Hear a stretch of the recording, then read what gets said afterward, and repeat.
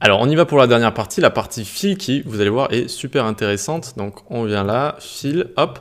Ça va nous permettre de recréer, donc on va jusqu'à début de la leçon, un fil avec des photos, un peu comme le fait, par exemple, je crois que le site Pinterest fait ça de manière assez bien.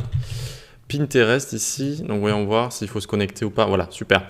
Donc vous voyez qu'il y a des photos derrière qui ont été mises dans un fil d'actualité si vous voulez, et donc de cette manière-là, qui est plutôt sympa, où on va les afficher sous forme de grille comme ça, et donc on peut le faire assez facilement avec Bulma, d'accord? Aussi étrange que cela puisse paraître, ils ont rajouté cette fonctionnalité plutôt cool, donc pour commencer on doit donner tile comme ça, ou tile en anglais, peut-être qu'on dit tile à mon avis, qui veut dire tuile en anglais, et donc ça il faut le donner à tous les éléments qui vont contenir, qui vont être des conteneurs, d'accord?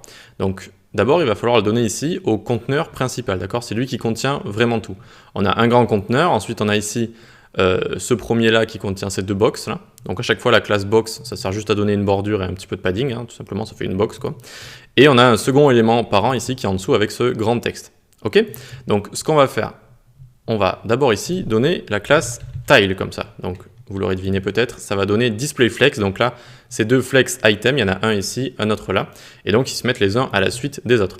Ensuite, le grand élément qui englobe le tout, on doit lui donner la classe isAncestor ici. C'est l'ancêtre, c'est celui qui englobe le tout. Ok, ça va rajouter un peu de padding, etc. qui va bien, donc c'est exactement ce qu'on veut. Et ensuite, donc, on va avoir des parents. Donc, par exemple, ici, c'est le parent des deux box qu'on a ici. Et donc, ce parent, va falloir lui donner donc à chaque fois la classe tile et isParent, comme ça. Ok. Donc voilà. Et donc, ça va utiliser Flexbox sur ses enfants. Mais là, on a envie de garder ça vertical. Donc, pour changer la verticalité, on fait isVertical, comme ça. D'accord. Et donc, qu'est-ce que ça fait isVertical? Regardez, on inspecte.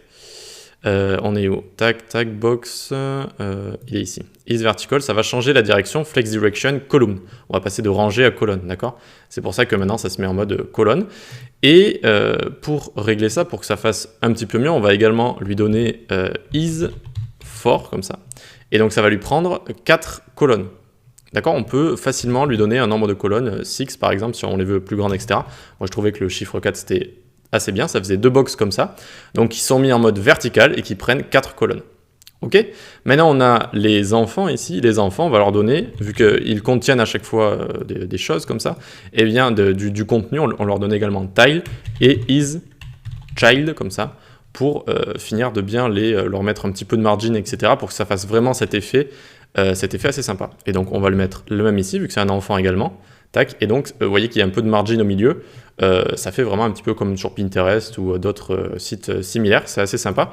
Ici donc on va faire à peu près la même chose, on va juste lui rajouter tile, là c'est le parent, donc on met isParent, donc là ça rajoute flex sur ici l'ensemble de cet élément.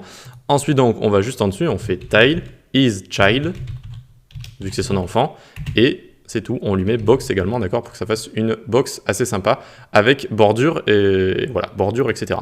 Et donc très facilement, on arrive à ce genre de disposition avec un peu de margin au milieu. On peut rendre le tout vertical ou pas, on peut choisir le nombre de colonnes.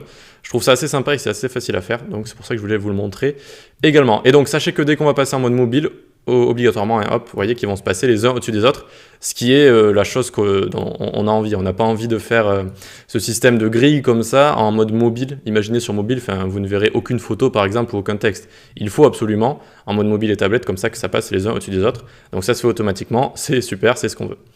Ok, et bien écoutez, on va passer à la prochaine section, la section formulaire.